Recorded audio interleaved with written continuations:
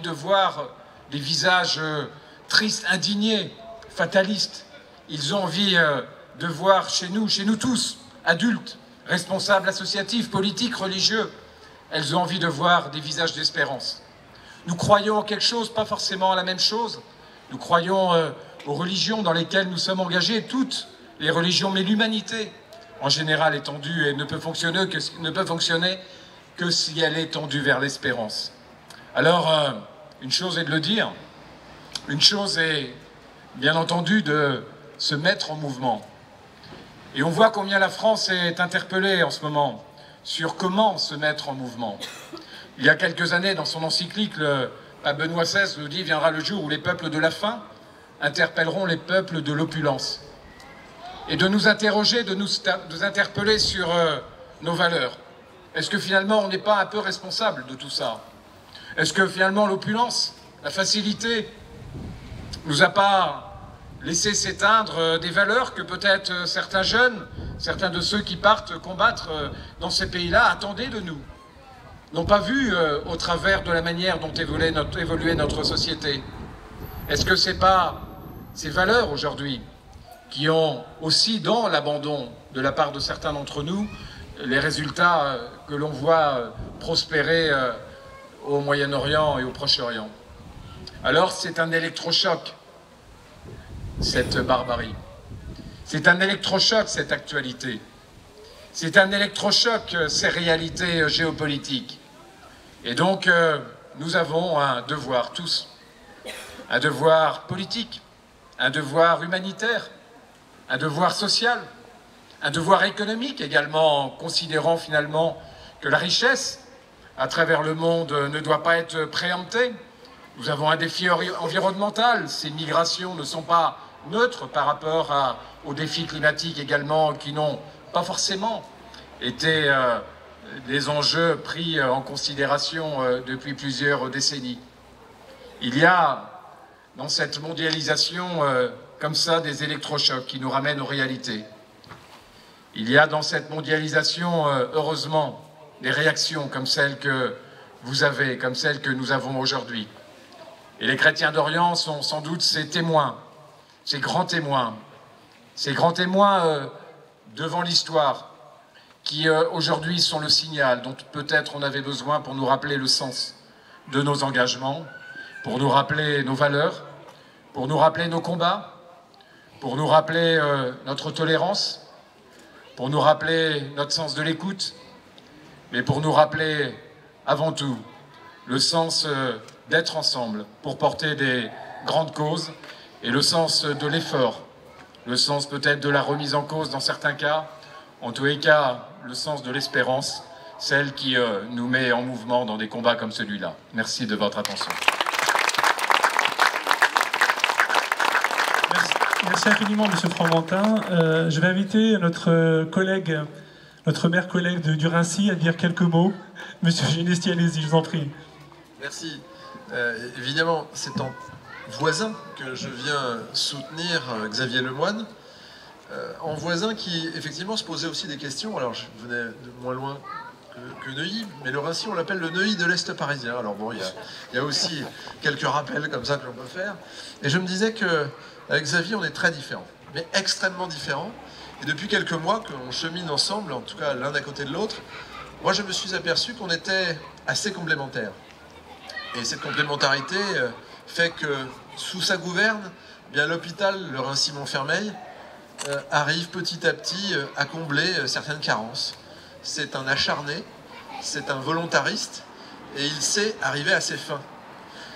Il sait arriver à ses fins pour les autres, parce que son combat à lui, c'est toujours regarder et faire pour les autres. Et je voulais, en votre nom, le saluer pour cela, parce que c'est un gros travail qu'il accomplit pour vous tous. Et ce regard de complémentarité, je l'ai rapproché à la fraternité. La fraternité, c'est l'un des éléments essentiels de notre République. Et si nous souhaitons que notre belle France poursuive son devoir de solidarité, nous devons être de plus en plus fraternels. Et pour cela, il faut que les minorités opprimées, et bien évidemment les chrétiens d'Orient, soient portés, car ils n'ont pas suffisamment de représentants. emblématiques aujourd'hui en France, mais pas suffisamment de représentants dans leur pays d'origine.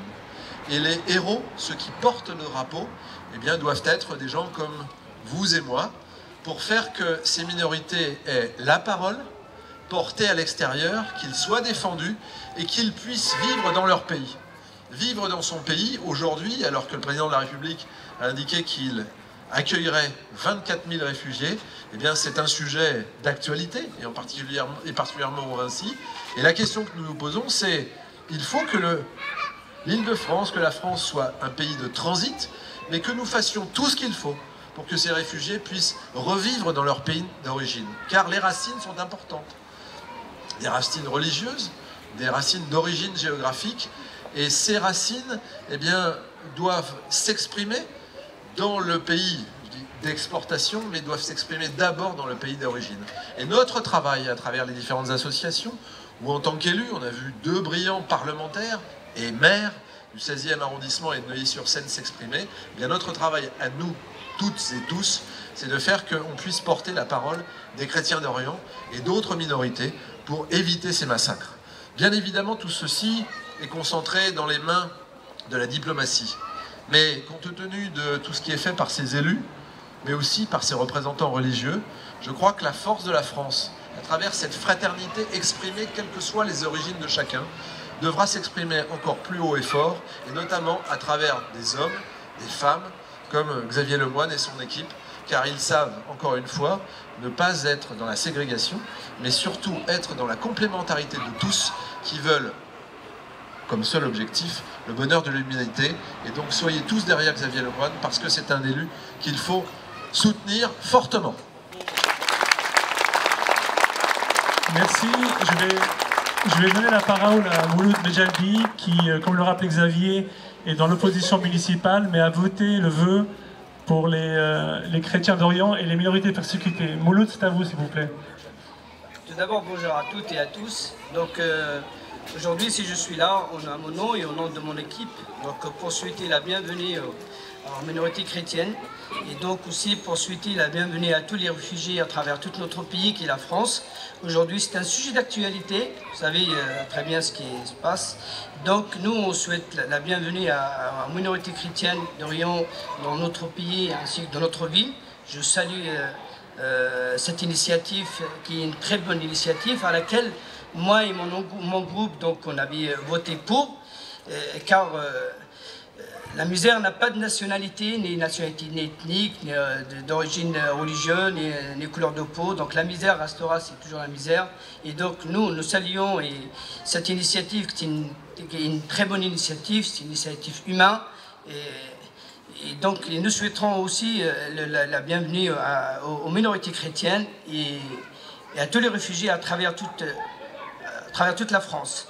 Aussi, je tiens à dire aujourd'hui à quel point nous sommes fiers de notre pays, qui est la France, qui est toujours su être là dans des moments très difficiles, qui a affiché, et aussi affiché notre unité nationale. Et la preuve, elle est là, pas de couleur politique, pas d'autre chose que d'être unis, et nous sommes unis pour une bonne cause. À chaque fois une catastrophe naturelle, une catastrophe au crime de guerre, on l'avait montré, la France l'avait montré pendant les massacres du terrorisme qu'il y avait à Charlie Hebdo, aussi à travers tout ce qui se passe en Afghanistan, au Mali et dans d'autres. Les exemples ne montrent pas.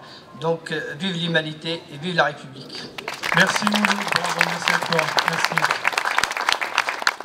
Merci à Mouloud et je voudrais saluer la présence de M. Bécouche, qui est le président de l'ACMM, l'Association cultuelle des musulmans de Montfermeil. Vous venez d'arriver quand j'avais fini les présentations et les remerciements, je me rattrape maintenant. Comme vous le savez, la question des chrétiens d'Orient est un combat pour les droits de l'homme avant tout. Et celui de l'existence, de la place des minorités religieuses dans ces pays qui furent le berceau de la civilisation judéo-chrétienne. Nous allons maintenant donner la parole à quelques prélats ou quelques prêtres qui représentent toutes les diversités orientales. Et je vais commencer par rappeler tout de suite Abouna Per Yarkoub Aydin et Abouna Jean, qui sont membres de l'église syriaque orthodoxe.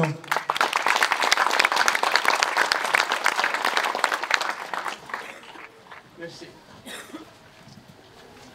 Oui, merci beaucoup. À Shlomo, je vais dire Shlomo parce que la plupart de la communauté comprend Shlomo. Salut. Oui, tout d'abord, je souhaite remercier M. Xavier Lemoine, maire de ville de Montfermeil, notre maire.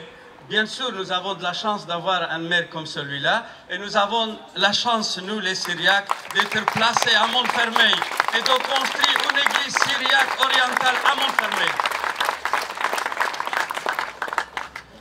À Patrick Karam, président de la coordination chrétienne d'Orient en danger, nous travaillons ensemble depuis 2010 à l'époque du massacre de l'église à Bagdad. Et aussi sont partis les députés, également M. Claude Guasken, député de Paris, maire du 16e arrondissement de Paris et président de l'association des maires avec les chrétiens d'Orient. Chaque fois où il y a des manifestations pour les chrétiens d'Orient, je le vois, il est présent. Je le remercie au nom de la communauté orientale. Il est parti aussi M. Jean-Christophe Fromentin, député de Haute-Seine, maire de Neuilly-sur-Seine. Et révérend Père Daniel, révérend Père Jean et révérend Père Alexandre sont présents ici. Et aussi M. Pierre Sébatier Gérard, président de l'œuvre d'Orient.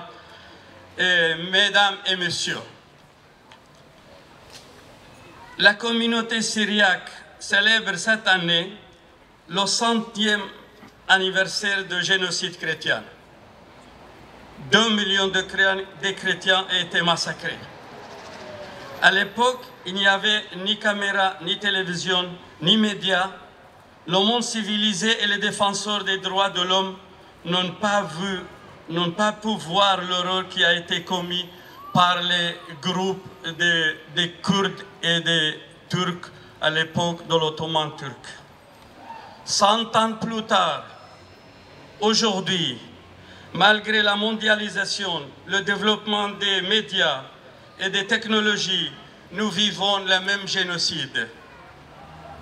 Un massacre d'êtres humains, des enlèvements, des viols et une destruction du patrimoine historique et culturel de l'humanité. Il y a 2 ans et demi, 22 avril 2013, 2 de nos évêques, Monseigneur Hanna Ibrahim et Monseigneur Paul Yazigi, les évêques syriaques orthodoxes et syriaques et grecs orthodoxes de Halab, ont été kidnappés et nous n'avons toujours aucune nouvelle d'eux.